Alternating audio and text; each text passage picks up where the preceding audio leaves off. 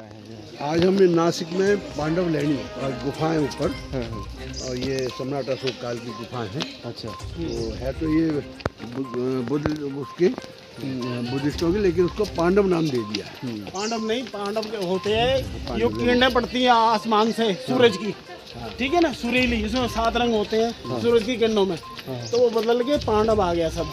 कितना ऊपर अभी यहाँ से कितना दूर पर? है ये 200 सीढ़ियाँ हैं 200 सीढ़ियाँ हैं। सारी। मत जाओ, चलो तुम। यही रहो, मत चलो आगे के लिए। रहने दो, मत जाओ। बस दर्शन करने के लिए तो बहुत ऊपर दर्शन जाते हो। करने के लिए जाऊंगी तो जरूर। हाँ, चलो ठीक है, जितना चला अभी जाए। तो 100 सीढ़ी नहीं पर आया। नहीं अभी आए। ये त्रिरश्मि बौद्ध गुफाओं में सभी का स्वागत है। त्रिरश्मि नाम पाली भाषा के तिरनु से अभिपेरदी, इसका मतलब होता है सूरज की 3 किरणें। ठीक, तो ये इन गुफाओं का ये मुख्य है वो उत्तर और पूरब की तरफ है। यहाँ दिन भर मतलब सूर्य की रोशनी होती है और इसका सबसे चारों तरफ से रोशनी मिलती है। हाँ जी, महाराष्ट्री भाषा, मराठी भाषा में लेणी कहा जाता है गुफाओं और को। हिंदी में उसको लेडी को क्या बोलते हैं? गुफा। गुफा बोलते हाँ हैं। जी। अच्छा, ये त्रिरश्मि बौद्ध गुफाएं महाराष्ट्र राज्य के नासिक जो परगना है या जो जगह है वहाँ पर स्थापित त्रिरश्मि बौद्ध गुफाएं हैं। त्रिरश्मि मीन 3, और ये पाली भाषा के शब्द 3 अहू से लिया गया है, जिसका अर्थ होता है 3। और यही बौद्ध गुफाएं जिसमें यो सातवान जो राजा थे, यो सातवान जो बौद्ध राजा थे, उनकी जो माता थी गौतमी सतकर्णी, उनके पुत्र ने बनवाई थी। और जो इस टाइम के जो क्षत्रप थे उन्होंने ही यहाँ दान दे के, और जो सामान्य जन थे उस टाइम के आम आदमी, उन्होंने ही दान दे के ये बौद्ध गुफाएं का निर्माण किया। समय समय ये बौद्ध गुफाएं 3री और 5वीं शताब्दी की बनाई हुई हैं। और ये नासिक का मतलब क्या बता रहे हैं? नासिक का अर्थ है जिस इंसान ने अपने मन वचन कर्म से शारीरिक, मानसिक और वाचनिक अकुशल कर्मों का दमन कर दिया है, उसको नासिक कहा जाता है। अच्छा, वो कौन है? वो भगवान बुद्ध हैं। अच्छा, हाँ जी। लेकिन अभी नासिक को लोग जानते नहीं, नासिक का मतलब क्या होता है? जिस तरह नासिक का बता- मतलब जिसने अपनी वेदनाओं को नाश कर दिया, खत्म कर दिया है, उसे ही नासिक कहा जाता है। अच्छा, जैसे नासिक में कालाराम का मंदिर है, हाँ, वो बुद्ध के नाम से ही पड़ा है, अच्छा, लेकिन वर्तमान में वो दूसरे लोगों ने उसको कब्जा किया हुआ है। हाँ, हाँ जी, उसमें असल में क्या है, पत्थर की काले पत्थर की बुद्ध की मूर्ति बनी हुई है, इसलिए इसको कहा जाता है कालाराम मंदिर। काला राम मंदिर। हाँ, क्योंकि बाबा साहब ने वहीं पर ही ये मंदिर, उस मंदिर में घुसने का एक आंदोलन चलाया था। अब आ गए हमारे उपासक हैं वैष्णव नेमपाल जी। ये बुद्ध की जो मूर्तियां हैं पहाड़ों पे क्यों हैं? पहाड़ों तो पे भगवानों इसलिए वाला है कि इस देश में एक टाइम ऐसा भी आया था बुद्ध को नेस्त नाबूद करने में यहाँ की गंदी व्यवस्था ने कोई कोर कसर नहीं छोड़ी। अच्छा, लिहाजा जो हमारे पूर्वज थे, जो शिल्पी थे, उन्होंने सुरक्षा की दृष्टि से हर मूर्तियाँ ये पहाड़ के ऊपर बनाई, वो भी पत्थर में, सब कुछ शिलालेख भी पत्थर में, जिसलिए जो अमिट होते हैं मिट ही न सके, ये इसका रीजन है। लेकिन मैं देखता हूँ कि जहाँ बुद्ध की जहाँ मूर्तियाँ हैं खासकर पहाड़ों पर नज़र आ रहा है, अम्बेडकर ने जो स्थापित किया है वो जमीन पे है, सतल पे है, और लेकिन बुद्ध की मूर्तियाँ देखिए क्यों? मान्यवर बुद्ध बहुत क्या पहले की भगवान बात है। हाँ। भगवान को मानते हैं, या भगवान राम कृष्ण जो हैं उनकी भी गुफाएं और जो उनकी मंदिरें हैं पहाड़ों पे है, क्या उसका नकल किया जा रहा है कि और नकल कर रहे हैं? नो, नकल बिल्कुल नहीं हो रहा है।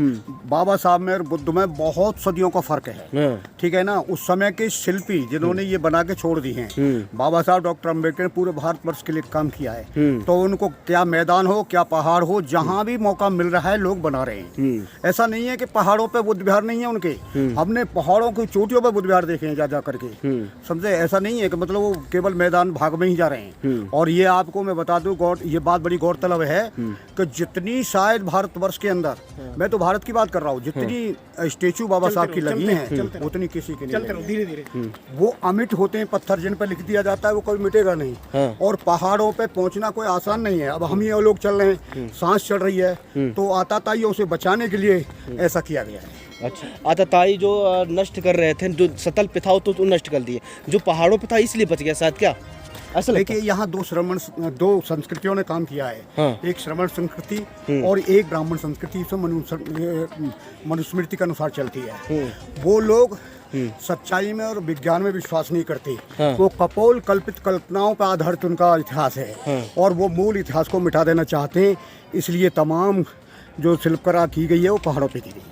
अच्छा, दलित समाज, SC ST OBC की लोग हाँ बोलो बोलो। मंदिरों में गुफाओं में जाते हैं, दान दक्षिणा चढ़ाते हैं और मजबूत करते हैं। हम लोगों से हजारों साल से इतिहास छुपाया गया है। हाँ। यहाँ पर पढ़ने लिखने का जिस वर्ग को अधिकार था उसने नाइंसाफी की है यहाँ पर। हमारे लोगों को पता नहीं है, और ऐसा भी हम नहीं कह सकते। हमारा समाज जागरूक हो रहा है और वो आ रहा है बराबर। हाँ, तो ऐसा क्या करना चाहिए? जो आप गुफाएं तो आपके पास भी है, गुफाएं वहाँ भी है, और पहाड़ी पे उनके भी हैं, पहाड़ी पे आप पे भी हैं, लेकिन दोनों मिला के एक सेम हो रहा है। पूजा वहाँ भी करना है, पूजा यहाँ भी करना है, पहाड़ पे वहाँ भी चढ़ना है, पहाड़ पे यहाँ चढ़ना है, तो फर्क क्या है इसमें? देखो, ओरिजिनलिटी की बात करेंगे तो केवल बुद्ध की मिलेगी। सारी संसार ने बुद्ध से सीखा है। हाँ। भारत की बात नहीं कर, सारे संसार ने बुद्ध से सीखा है। वो जो आप बता रहे हैं ना दूसरी, वो सब नकल पर आधारित है। लेकिन वो कहते हैं कि बुद्ध हमारे बाद, राम के बाद आए हुए हैं। नहीं, वो बिल्कुल झूठ है। हाँ। बिल्कुल झूठ है। जो इतिहास प्रोफेसर पुष्यमित्र सुंग वही राम है। हमसे असल इतिहास छुपाया गया है। एक बात और कहना चाहूंगा, किसी लोहे को हजारों साल जंग लगे होंगे, पहले तो उसमें कुछ बचेगा नहीं, और बचेगा भी तो उसे छुड़ाने में 1000 वर्ष नहीं लगे, तो बहुत टाइम लग जाएगा। इसी तरह हमारा समाज धीमे धीमे जागरूक हो रहा है, लेकिन और एक दिन वो होगा कि हमारा देश दोबारा बौद्धमय होगा। पुरातत्व विभाग के अनुसार से ऐसा कुछ नहीं मिला है राम या नहीं, कहीं कुछ नहीं मिलता। पूरी धरती को खोदेंगे तो बुद्ध ही बुद्ध मिलते हैं। पूरा भारत बौद्धमय था। 2200 साल शासन बौद्ध शासकों पर रहा। 2200 साल रहा है। 2200 साल शासन बौद्धों का रहा इस देश। तो ऐसा क्या हुआ कि जो बौद्धों का नस्ता नाबूद हो गया है? देखिए, दूसरी व्यवस्था ने इसको जो कपोल कल्पित व्यवस्था है, जिनका धंधा चलता है, दुकानदारी चलती है, वो दुकानदारी बिल्कुल ठप हो गई थी। उनकी दुकानें बंद हो गई थी, और यहाँ का वो मनुवादी जो ब्राह्मण समाज है वो दरिद्रता की गोद में चला गया था। इसलिए उन लोगों ने इस व्यवस्था का शुरू से विरोध किया है, और वो कामयाब हुए क्योंकि शासक जमात रहे, और आज भी वो शासक जमात हैं। लेकिन आप में तो अभी भी एकता नहीं है। हाँ। आप कल भी एक नहीं, बट मैं गए इसको थे। देखिए, आशा और निराशा पथ में दोनों साथ चला करती हैं। मैं बार बार यही कह रहा हूँ कि शुरुआत हो चुकी है, परिवर्तन होगा, ये प्रकृति का नियम है, अवश्य होगा। इनकलाब आएगा, घबराने की बात नहीं। और सदा एक से दिन नहीं रहते, सदा एक सी रात नहीं। रामायण में के देखा जाए तो विभीषण के नाम से मनों के साथ हुए थे, और अंत में यही लोगों का सर्वनाश हो गया, लंका ढह गई अपने लोगों की वजह से। तो ऐसे ही अभी भी है हमारे समाज के पत्रकार, हमारे समाज के नेता, जी। हमारे समाज के लोग घर में अपने घर में एकता नहीं है। जी। तो ये ऐसा नहीं लग रहा है कि आने वाला समय फिर ऐसे पतन का कारण बन सकता है? बिल्कुल नहीं लग रहा है, बिल्कुल नहीं लगा। ये मैं मान सकता हूँ वो बहुसंख्यक है विरोधी, या हमारे लोग जो चमचागिरी कर रहे हैं, गुलामगिरी कर रहे हैं, वो बहुसंख्यक हैं। हम थोड़े अल्पसंख्यक हैं। हाँ। एक तरह से। लेकिन मैं फिर दोबारा से कह रहा हूँ कि परिवर्तन आएगा, ऐसा हमारा अटूट विश्वास है। लेकिन उन लोगों ने तो नाश्ता नाबूद कर दिया, बुद्धों का सर कलम कर दिया, तो पूरे उत्तर भारत में बुद्ध रह ही रह गए। नहीं, वो तो करेंगे, उनका तो काम है, वो आज भी कर रहे हैं। तो क्या आज भी वो संभव है? ऐसा लग रहा है समूल नाश हो जाएगा, ऐसा मन सोचिएगा। ये दोबारा आज जैसे पहले बुद्ध काल में लोगों को दया करुणा माना जाता, लेकिन ऐसा लगता है कि अम्बेडकर काल में भी नस्ता नाबूद हो सकता है। ऐसा है ना, जैसे लोगों का देखिए, ताकत जब बुरे आदमी के हाथ में होती है तो विनाश करती है, और ताकत जब अच्छे आदमी के हाथ में होती है तो विकास करती है। ये भारत सोने की चिड़िया कहलाया, ये भारत विश्वगुरु कहलाया, केवल और केवल बुद्ध और मौर्य शासकों के जमाने में। लेकिन आज तो इन्होंने सोने की बात छोड़िए, लोहे की चिड़िया नहीं छोड़ा है। और ये अगर ऐसा ही रही व्यवस्था तो पता नहीं ये कहाँ तक पहुँचा देंगे इस देश के लिए।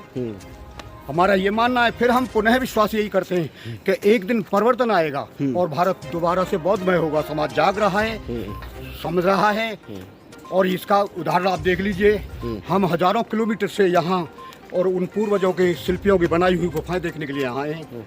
साथियों, वीडियो अलाउड नहीं है, मैं चुपके से बना रहा हूँ। इतिहास ये देखिए कितना 1000 वर्ष पुराना है। भगवान बुद्ध की इतना वर्ष पहाड़ों के बीच में है और पहाड़ों के अंदर है। आप इसको देख सकते हैं, अंधेरा है यहाँ, कोई और वीडियो अलाउड नहीं है, यहाँ पर रोक लगा गया है। आप देख, खासियत इस यहाँ का ये है कि सब पहाड़ों पे है और पहाड़ों को तोड़कर घर बनाया गया है। बहुत भिक्षुओं ने बनाया था। जब पुष्यमित्र शुंग ने ये ऐलान किया था कि जो बौद्ध भिक्षु का सर काट के लाएगा उसे 100 सोने की मुद्राएं इनाम में दी जाएंगी। तो हमारे बौद्ध भिक्षुओं ने अपने आप को बचाने के लिए ये निर्माण किया था पहाड़ों पर चढ़ के दुर्भाग्य से महाराज तब यहाँ पर आके छिपे थे, तब बच पाए। छिपे थे और ये सारा विपස්සना करते थे, ये वो रहते थे। ये बहुत भिक्षुओं ने बनाया है। मैं ये जानना चाहता हूँ कि यहाँ कैमरा अलाउड नहीं है, हम लोगों ने चुपके लगाया, लेकिन ऐसा अगर आपको नहीं लगता है कि अगर हम चुपके से करेंगे और एक अलाउड नहीं होगा तो ये इतिहास हमारे लोगों तक नहीं पहुँचेगा? अरे ये तो अलाउ आपको यहाँ घुसने को भी नहीं करेंगे कि आप लोग आए। तो पहले टिकट नहीं थी, अब टिकट लगने लगी है। अच्छा, टिकट कितना लगा है? 25 रुपये का टिकट। जब पहले आए थे 4 साल पहले, तो टिकट भी नहीं था। तो दोस्तों आप समझ सकते हैं कि हमारे इतिहास को दबाने की कोई ना कोई शरत। कहते जी गुफाएं बनी हैं, सब पहाड़ का तोड़ की बनाया गया, क्या कारण है? ये जो भिक्षुगण थे मन की शांति के लिए, समाज में सुख शांति स्थापित हो, तो यहाँ पे मेडिटेशन किया करते थे, विपස්සना किया करते थे। क्योंकि जो मानव जीवन है ना वो दुखों से भरा पड़ा है। अच्छा, या देखो कदम कदम पे संसार में मूर्ख लोग भरे पड़े हैं, या नहीं? संसार के दुखों के, संसार के हाँ जी, समस्याओं से दूर रहने के लिए और शांति के लिए यहाँ पर, इसीलिए यहाँ बुद्ध लेडियों का गुफाओं का निर्माण किया। लिंगम एलेक्जेंडर कनिंगम ने तो उन गुफाओं की खोज वगैरह की थी। अच्छा, हाँ जी, ये पूर्ण भिक्षुओं के नहाने धोने की पीने के काम में आया करता है पानी। ये प्राकृतिक पानी है, बारिश से होती थी, वो सब इसमें इकट्ठा हो जाया करता है। अच्छा, प्राकृतिक पानी खराब भी हो जा रहा होगा? हाँ, प्राकृतिक पानी इतनी जल्दी खराब नहीं होता। हाँ, जब इतना प्रदूषण कहाँ था? अच्छा, प्रदूषण नहीं था उस टाइम में। हाँ हाँ, अब प्रदूषण है। तो इसी पानी पीने के लिए, खाना बना, नहाने के लिए सब इसी कुछ में। और बुद्ध लेडी के सामने ही हाँ, कितनी आबादी है, ऊंची ऊंची 5-10 20 मंजिली बिल्डिंग बनी हुई है। हाँ, ये केवल आज़ादी के 60-70 साल में ऐसा हुआ है। इससे पहले यहाँ पर कोई आबादी? पहले जंगलात था सारा, कोई नहीं आता था यहाँ। और सारे बौद्ध भिक्षु यहाँ पर रह रहे थे? हाँ, जंगल था, उजाड़ था, ये भी सारा हाँ, उजाड़ था, कांटे झाड़ियाँ उगी हुई थी, जंगली जानवर रहा करते थे। लगभग कितने वर्ष पहले की बात है ये? पूरे 12वीं शताब्दी के बाद ही शुरू हो गया था। अच्छा, ठीक है ना। 2 बातें यहाँ पर आती है, एक तो बनते जी बता रहे मेडिटेशन वाला, दूसरा सुरक्षा की दृष्टि से भी यहाँ पर मतलब बहुत भिक्षु रहा करते थे। न्याय दृष्टि से देखे तो देश चलाने वाले तुम, देश के अंदर मानवता का पाठ पढ़ाने वाले तुम, और लाखों भिक्षु वन गौतम की शरण में जाने वाले तुम, और यहाँ अंधों को राह दिखाने वाले तुम। जो कुछ हमारे पूर्वजों ने केवल निर्माण किया है, दूसरों ने यहाँ विध्वंस किया है, बस यही हमारा मूल इतिहास है, वो जो हमसे छुपाया गया है। तो हमारे पूर्वज इतना मेहनती थे कि इतना ऊपर पहाड़ों के पता नहीं सन भी नहीं दिया गया, इतना पुराना गुफाएं हैं। हाँ, और जो देख के आश्चर्य हो रहा है, दिल को विश्वास नहीं हो रहा कि कितनी मेहनती थे। कैसा लग रहा है आपको? बहुत अच्छा लग रहा है, बहुत ही अच्छा लग रहा है। ऐसा लग रहा है हजारों साल के बाद में हम मूल इतिहास में लौट रहे हैं, मूल इतिहास से रूबरू हो रहे हैं। हाँ। अभी तो हमारे समाज, अधिकांश समाज को पता ही नहीं है कि कहाँ कहाँ इतिहास बिखरा पड़ा है हमारा। और इसमें तो कुछ लिखा भी नहीं है। और नहीं लिखा है, धम्मलिपि लिखी हुई है, हमने गौर नहीं किया। गुफा के ऊपर नेम प्लेट भी है, उधर धम्मलिपि है, जिसे ब्राह्मी लिपि का रूप दे दिया गया है जबरन। वो धम्मलिपि है, जो प्राकृतिक भाषा है, पाली भाषा उस समय की, वो धम्मलिपि में सब कुछ लिखा हुआ। अच्छा, वो दिखाई दे रहा, टूट भी रहा है धीरे धीरे, छड़े भी लगी हुई, उस समय पे छड़े लगे थे, बात का है, बाकी सब पुराने पहले का है। समय समय पे सभी राजाओं महाराजाओं ने अपनी तरफ से दान दिया है। आम आदमी का भी दान है इसमें। पीपल और बरगद का पेड़, इन्हें कितने काट लो, पीट लो, तेजाब से जला दो, छाल डाल दो, ये अपना फिर भी जीवन निकाल लेते हैं।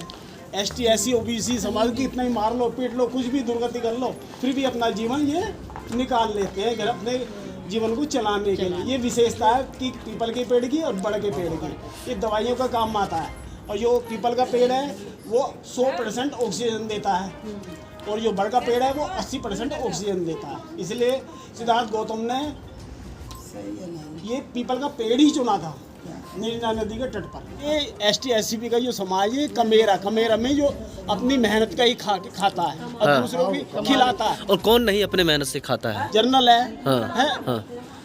इस समाज को उस समाज से लड़ाया जा रहा है। इतिहास में ऐसा भी बताया गया है कि ये समाज जो है भीख मांगते मांगते आए, और भीख मांगना वो आर्य नहीं है, वो अनार्य है। हाँ, अनार्य का मतलब मिलावट। हाँ। और आर्य का मतलब परिशुद्ध। हाँ हमने उन्होंने हमारे समाज पे, कल्चर पे समझौता वो आक्रमण कर दिया और खुद ही इस देश के राजा बन बैठे। तो ऐसा कब आएगा कि आप अपना शासन प्रशासन राजा बनेंगे? भाई मुन्ना भाई की तरफ अपने काम में लगे रहो, एक दिन तो सफल जरूर होगे। जी देखिए आकार कितना अच्छा आकार। इसी कला संस्कृति एकारो गुफा नंबर 3 में ये आप देखो कैसे पिलर बने हुए हैं।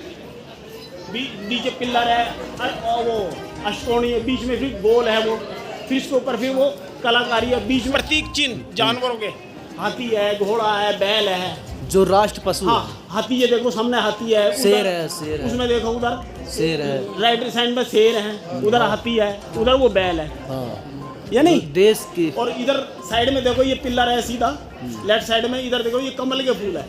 देखो हाँ। कमल के फूल की क्या विशेषता है? कमल के फूल की विशेषता है कि उसका जीवन गंदगी में रहता है, हाँ। लेकिन गंदगी से दूर। हाँ ये हमारे महापुरुषों की विशेषता है, मतलब वो जीवन रह रहा है कमल कीचड़ में ही खिलता है। हाँ, लेकिन गंदगी से दूर। पीपल के पेड़ के नीचे ज्ञान प्राप्त करना, ठीक है। जब उन्होंने ग्रह तय किया घोड़े के ऊपर, तो ऐसी ये कलाकारी थी। ये सांची के गेट पे वहाँ पर भी ये पहले मूर्तियाँ नहीं बनती थी, इन्हीं सिंबलों की पूजा हुआ करती थी, हाथी की, बैल की, सातिया की, नीम के पेड़ की, बरगद के पेड़ की। ये प्रकृति पूजक थे, प्रकृति लोग थे यहाँ सारे। हमारे पूर्वजों के पूर्वज इतिहास छोड़ के गए हैं। सतरंगी कैसा लग रहा है आपको मैडम? जी बहुत अच्छा लग रहा है। अच्छा फिर आना चाहेंगे?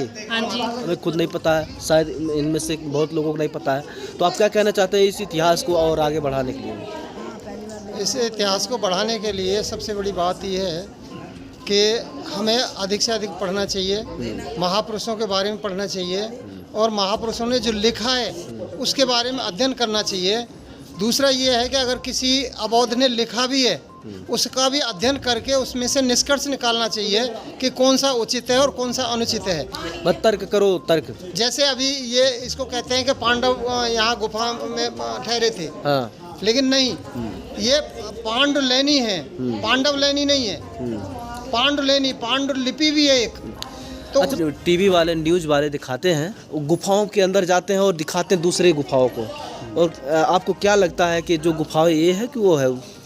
असली गुफाएं तो यही हैं। हाँ मैंने पहले ही बताया था आपको कि जब पुष्पमित्र सोंग ने ये जो वो राजा बन गया था, राजा बैदर्थ को मारने के बाद, जब उसने कहा कि भाई जो एक बंदे का सर काट के लाएगा उसको 100 सोने की दिनार मुद्राएं इनाम दिया जाएगा, इनाम दिया जाएगा। हाँ।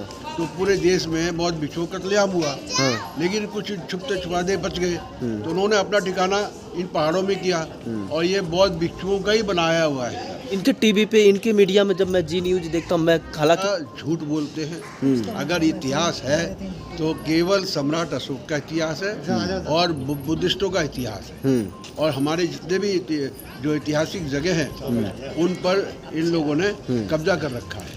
जितना भी, चाहे पशुपतिनाथ मंदिर ले लो, चाहे कालाराम मंदिर ले लो, बालाजी, तिरुपति बालाजी, ये सारे बुद्ध विहार थे। सर 2 बार सर्वे करने के बाद फिर मैं एक बस बना के लाया हूँ उनको अपने इतिहास को दिखाने के लिए।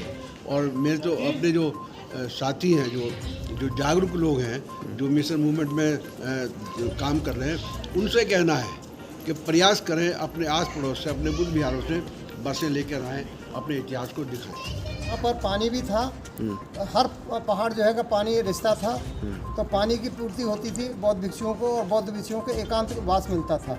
दूसरा ये है, ज़्यादा कपड़े रखने की ज़रूरत नहीं होती थी, क्योंकि गर्मियों में यहाँ पर एसी जैसा रहता था और सर्दियों में यहाँ पर बहुत गर्म रहते थे। भगवान शिव की जैसा लग रहा है क्या आपको? नहीं, ये जिधर देखोगे बुद्ध नजर आएंगे, सारे बुद्ध की मूर्तियाँ हैं और भगवान बुद्ध को ही सिर्फ बनाया इन्होंने।